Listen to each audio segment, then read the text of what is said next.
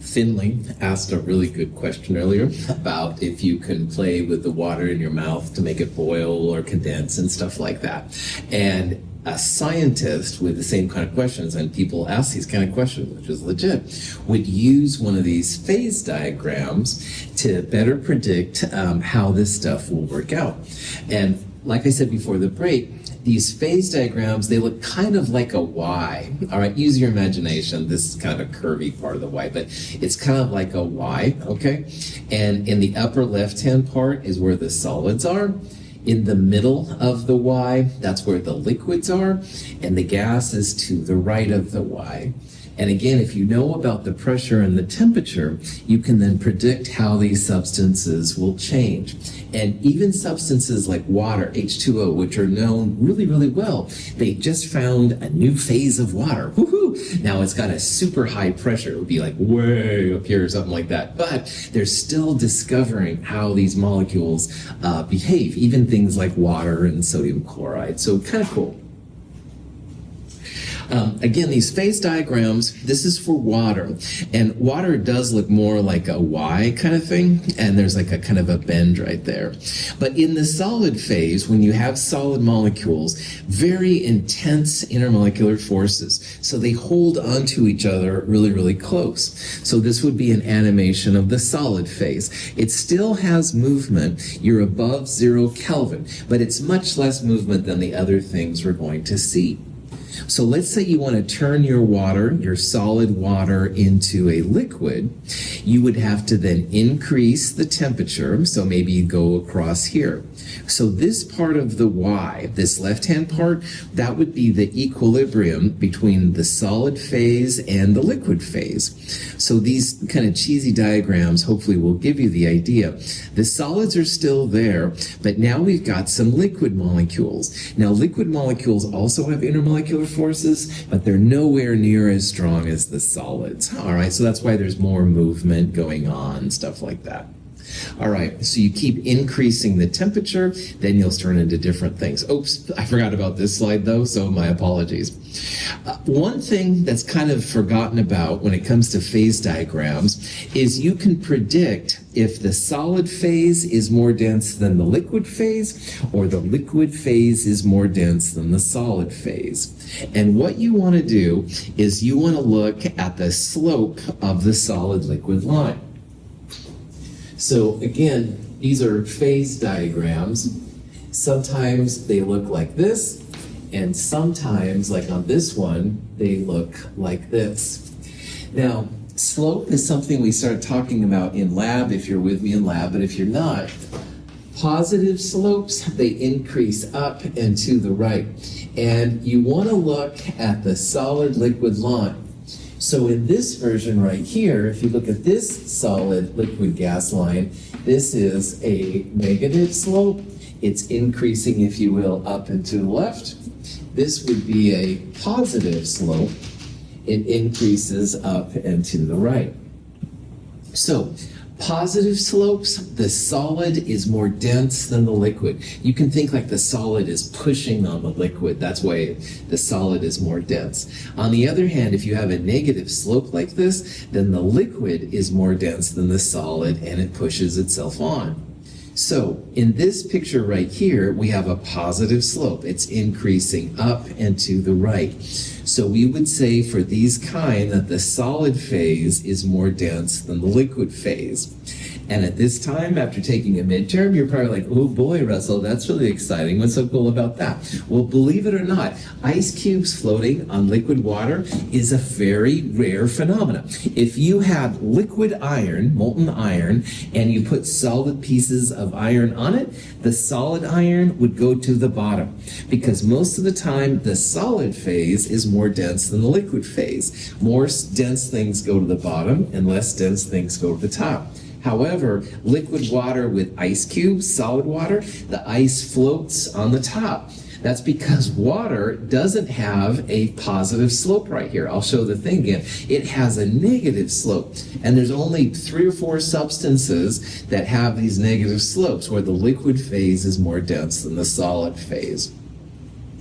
So you can predict from a phase diagram if the solid will sink or not. More dense solid here, it's going to go to the bottom. It's not going to float on the liquid. But if you happen to have a negative slope like water, that's when the solid phase will float on the liquid phase. And that's actually a very rare phenomenon. Questions? I get excited by silly things like that. It is kind of dumb, but anyway. Okay, so here's back to water. Now again, let's look at the solid liquid line just for a second. See how it's kind of going up and to the left? That's because the liquid phase is more dense than the solid phase. So your liquid is going to be on the bottom and the ice cubes will float on the top. And again, that's actually a pretty rare phenomenon when it comes to chemical behavior. But anyway, in this tour of the phase diagram, we're now heating it up so that everything's a liquid. The intermolecular forces are still acting, but not nearly as intensely as they were for the solid. But if you keep heating it up, eventually your liquid is going to start to go to a gas. Now, gases have no intermolecular forces working on them at all. So you can see there's a lot more a lot more stuff going on. Evaporation or vaporization is the liquid going to gas. We could turn the gas back into a liquid through condensation. But you can see how for this point on that line right there, you have both phases simultaneously. But then you keep heating it up, and eventually then everything is the gas phase. The gas molecules are running around like crazy and not doing anything.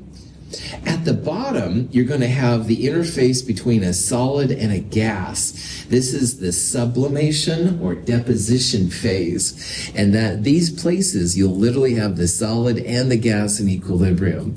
Now we're going to see that this is rare for water, but carbon dioxide, this is very common. If you go buy CO2 dry ice at Fred Meyer's and you bring it home, it makes this kind of fuzzy, kind of cool Halloween looking vapor.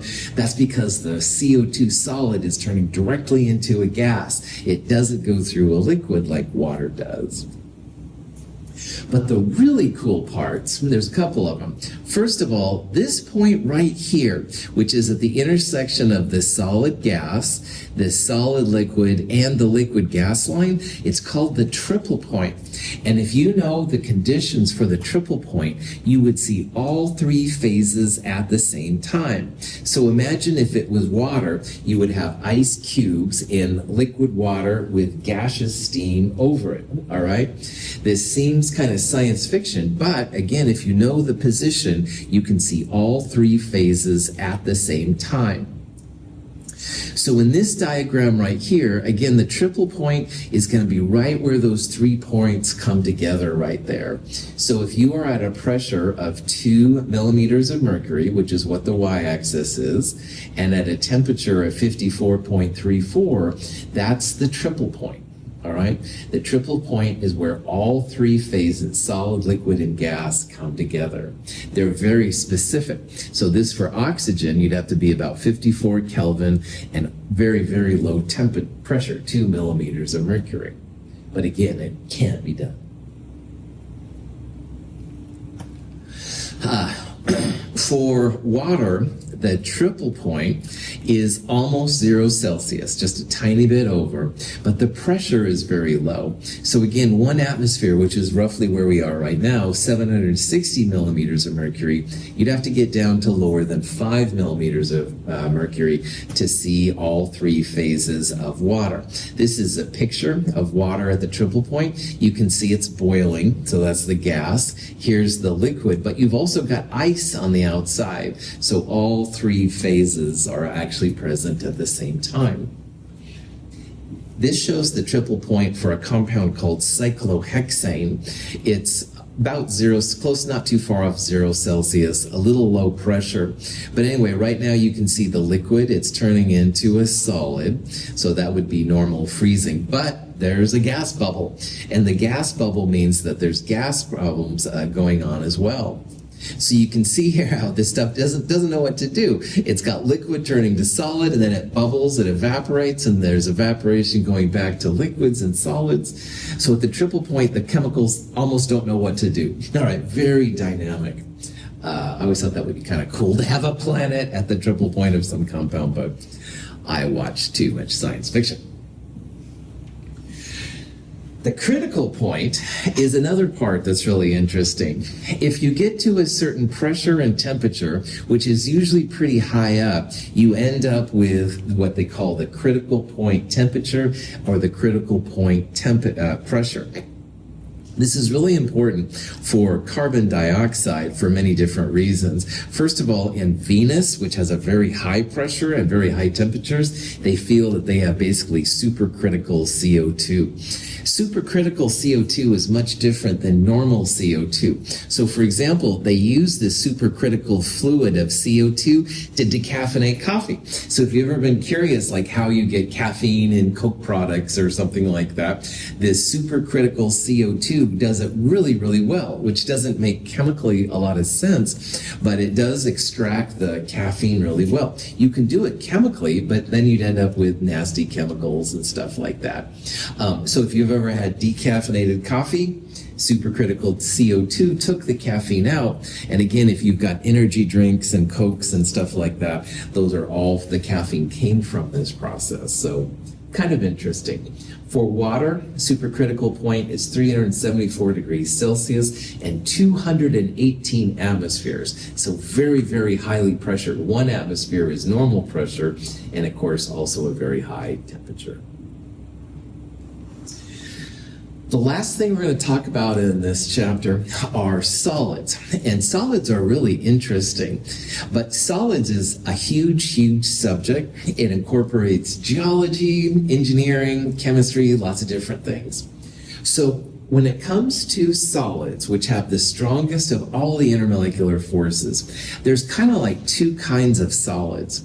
There's what they call crystalline solids, which have repeating and very highly ordered arrangements of things, which are nice.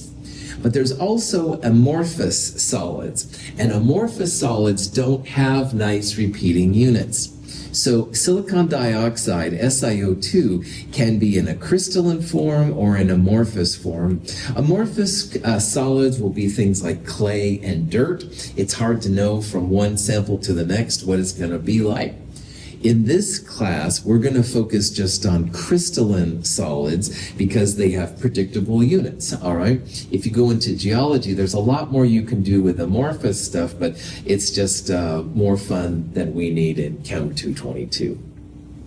So we're going to focus only on crystalline solids, not the amorphous ones. If you have a crystalline substance, it's made, the smallest piece of them are called crystal lattices, and they're like small pieces that repeat over and over and over again. These small crystal lattices have very strong intermolecular forces, but if you understand them, then you can understand how they work out. For those of you in lab tomorrow, we're going to do a crystal structure lab. We're going to break down the parts of them and see some of the stuff you can do. All right. Crystalline lattices fall into what are called the 7 Brevis lattice types. Brevis was apparently someone that looked at these things. And there's 7 different forms right here. They're all listed. We're going to focus just on one form of these crystal lattices called the cubic system. And the reason we're doing that is because the math is pretty chill, all right? The angles are all 90 degrees, so a nice, rigid, 3-dimensional kind of cube.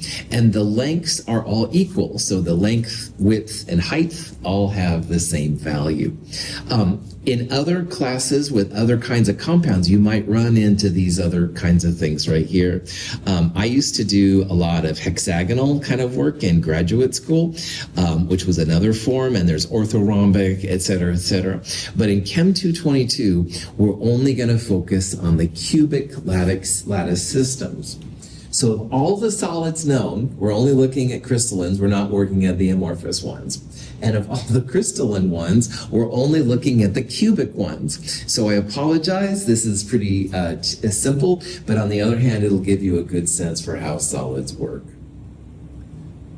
Any questions? Okay. Solids work really, the cubic systems work really well for pure metals and ionic compounds, and that's what we're going to focus on. So of the crystal solids, there's 3 kinds of them.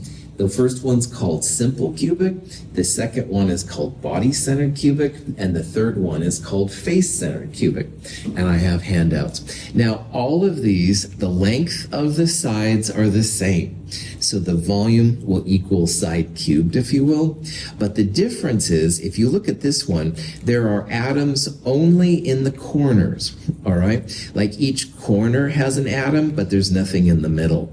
This one right here, the body-centered one, there's actually an atom in the middle of the cube. That's why they call it the body-centered. The body has one.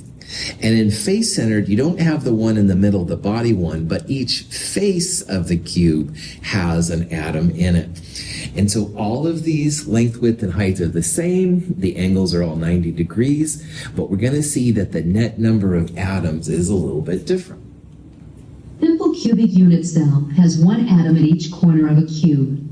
The cells stack together to form a solid crystal, the overall shape of which has square edges.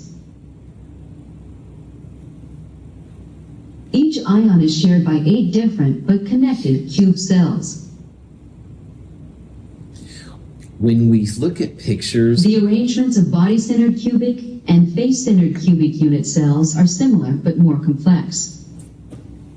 we're going to look at pictures of cells, and there's going to be individual atoms in them. But in your own mind, it's important to know, like this atom right here, it's actually part of 8 other unit cells, like 4 on the top and 4 on the bottom. So each of our atoms will be split amongst the different cells. So like this cell right here doesn't have this one atom, it will have 1/8 of the atom. And this will have 1/8, 1/8, 1/8. These are the 4 on the top, these are the 4 on the bottom. They'll each have 1/8 of an atom.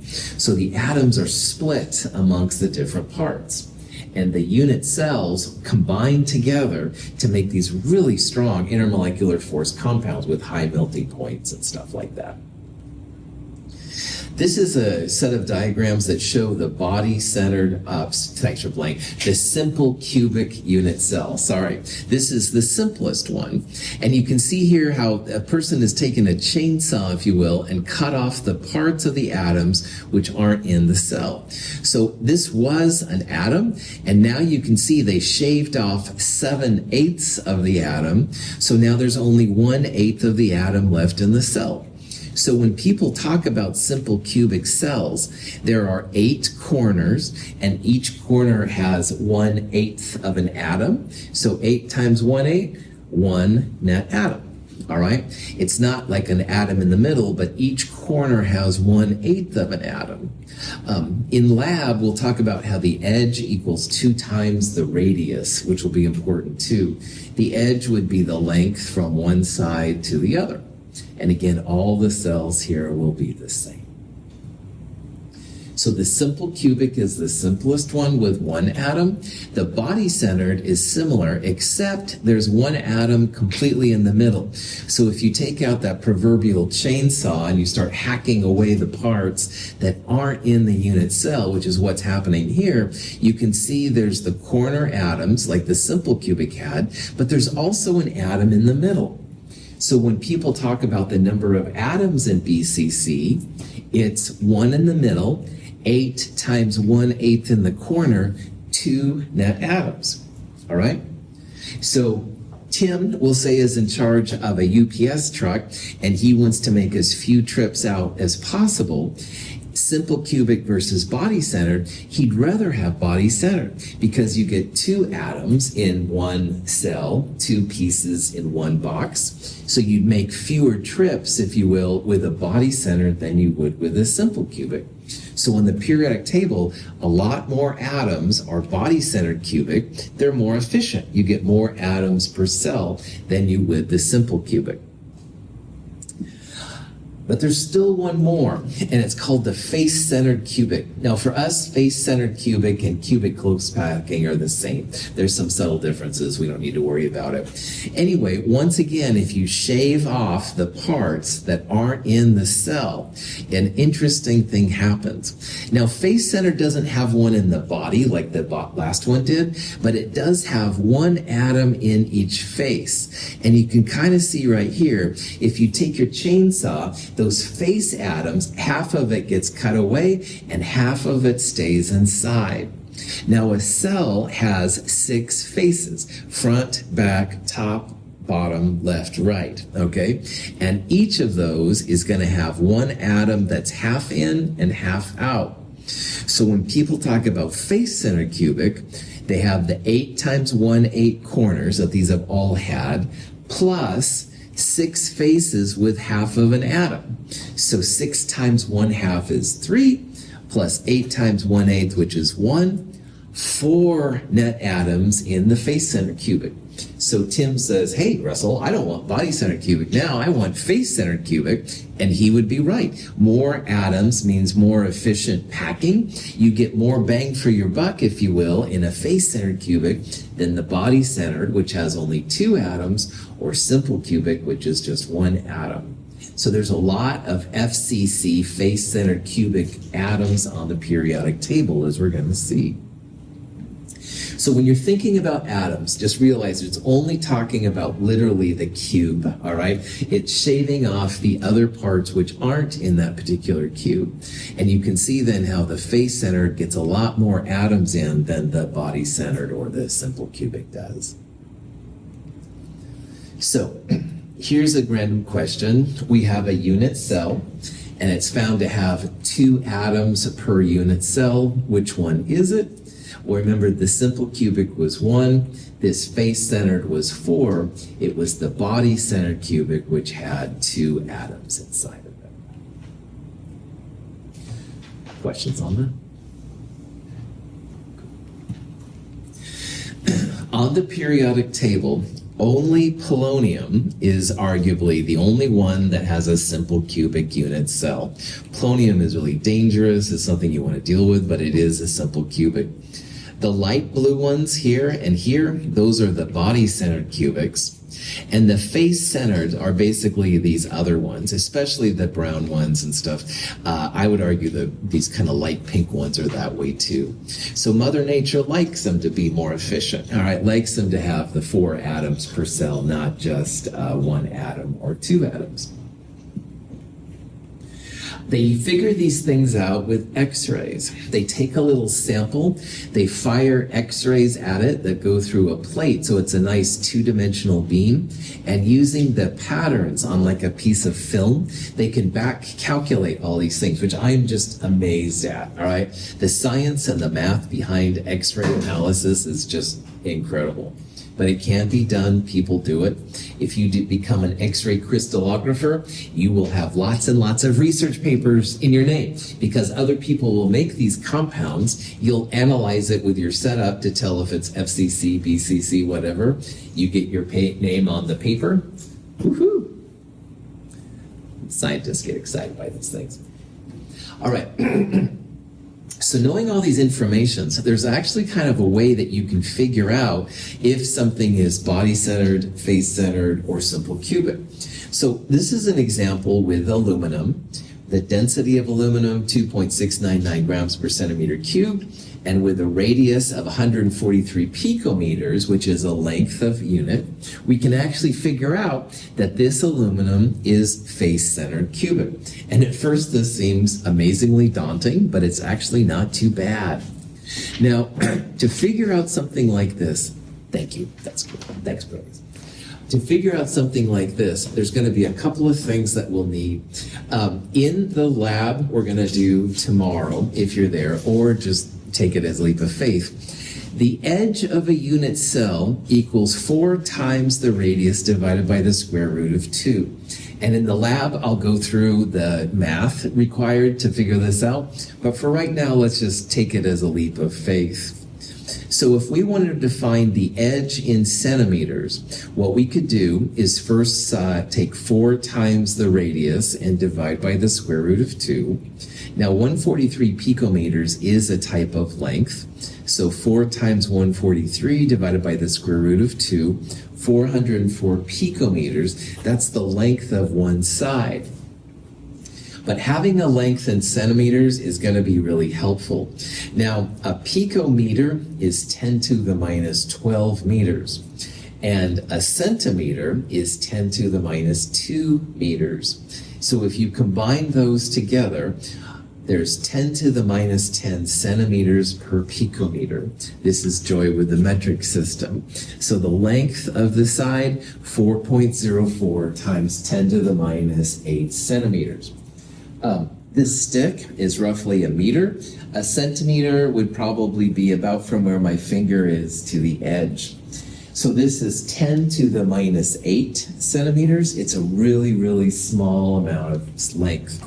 We wouldn't be able to see this ourselves, but it can be measured, which is kind of cool.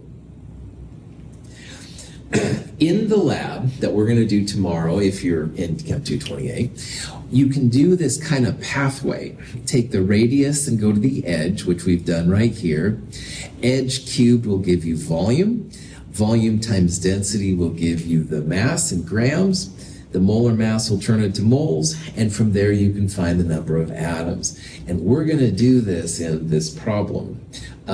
Again, it's more for the lab and stuff, so just realize that this is a process that you can do to figure this out. So what we just did here is we took the radius and turned it into the edge. Now on the next slide, we're going to take this centimeter and cube it to give the volume. Volume and density will turn it into mass. Aluminum on the periodic table is about 27 grams per mole. And we can use Avogadro's number to figure out how many atoms there are. And if we've done this right, 4 atoms per unit cell is what you would expect for the face-centered system. So let's see what this looks like. Here's the edge cubed. So this really small edge cubed is an even smaller volume, 6.62 times 10 to the minus 23rd centimeters cubed, which is incredibly small. But even this small volume times the density right here will give you the grams of the cell. And if you do that, you get 1.79 times 10 to the minus 22 grams in a unit cell.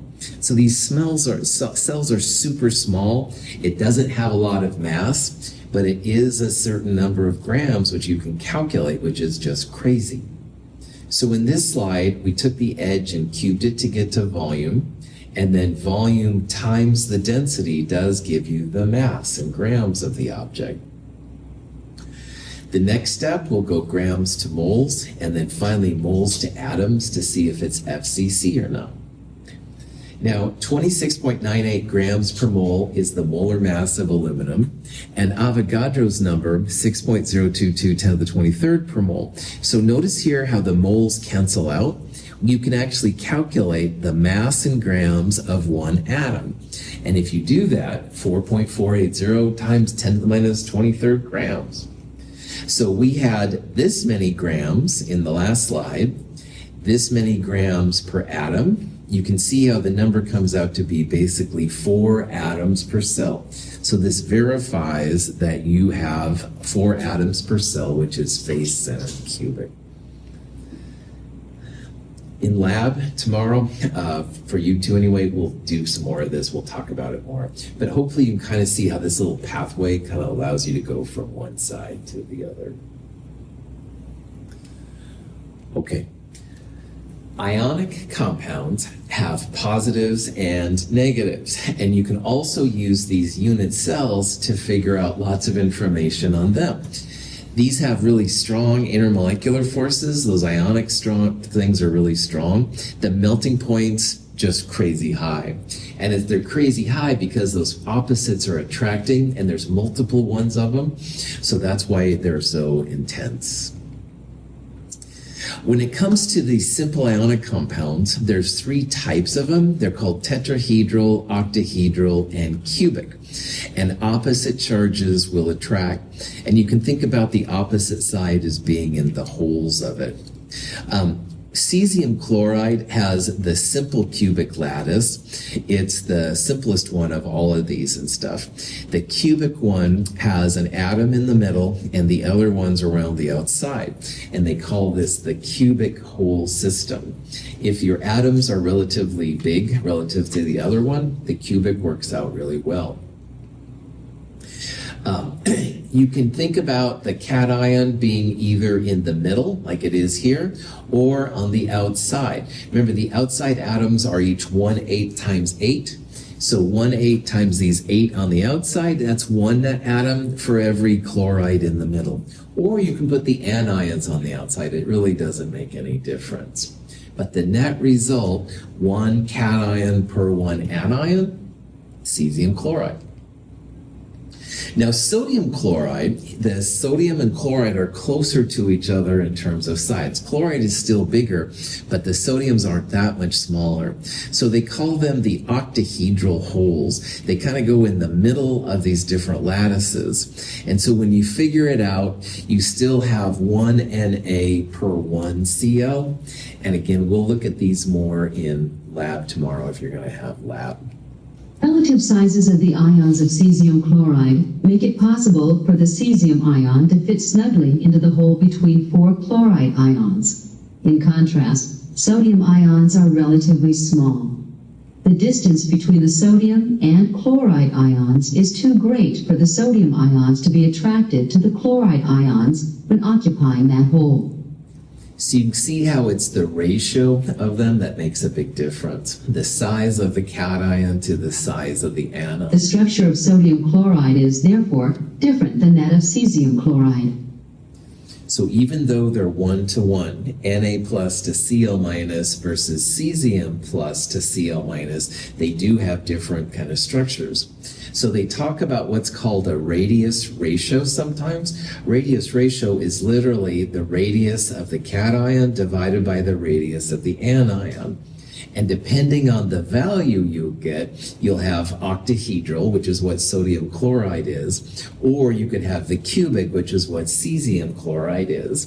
So this ratio is bigger. That's why it takes the cubic one. Sodium chloride is smaller, so it's octahedral. If you're into solids, this is a big deal, but if you're not, it's like, whatever. But there's differences. Even though they're the same ratio, they have different things because the sizes are different. Any questions on any of this? Okay, so that's it for chapter 10. You definitely have kind of a quick overview of all this stuff. Those of you in lab will do more of this tomorrow. We'll talk about it, all of you, with problem set 4 on Thursday. Rough draft class presentation paper due Thursday at 8:30. Any questions? You want that printed, right? Please. Yes, that's right. Printed. Yes, that's right. That's right.